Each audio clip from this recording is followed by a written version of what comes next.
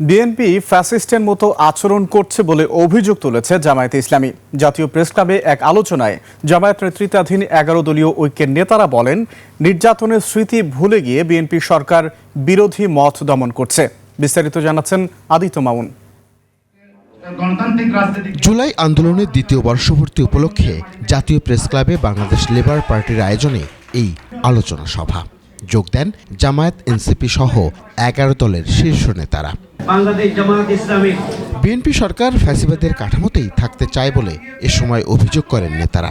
জন আকাঙ্ক্ষাকে গলা টিপে হত্যা করলে ছাড় দেওয়া হবে না বলেও হুঁশিয়ারি দেন তারা। কথা ছিল ফ্যাসিবাদের চেহারাটা বাদ যাবে, চেহারা বাদ যাবে, সিস্টেমটা পরিবর্তন হয়ে গণতান্ত্রিক হবে।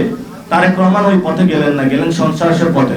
আমরা আওয়ামী লীগের পরিবর্তে বিএনপি, বিএনপির পরিবর্তে জামাত বা অন্য কোনো দল, আমরা কোনো দলের পরিবর্তনের জন্য জুলাই আন্দোলন করি নাই। জনগণের কাছে যে ওয়াদা করেছেন সংস্কার করবেন, এই সংস্কারগুলি করেন, কারণ আপনি মনে করেন না আপনি সর্বশেষ প্রধানমন্ত্রী।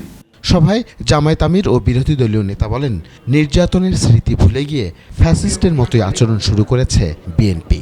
তারা নিজেরাই বলেছেন তাদের সময় কেটেছে পাট কেটে ধান কেটে।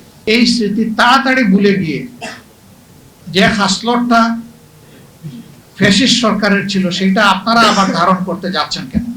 এ সময় প্রশাসনে দলীয় নিয়োগের সমালোচনাও করেন জামায়াত আমির। সচিব হওয়ার জন্য দলীয় একটা পদ থাকলেই হবে। আদিত্য মামুন, 21 টেলিভিশন, ঢাকা।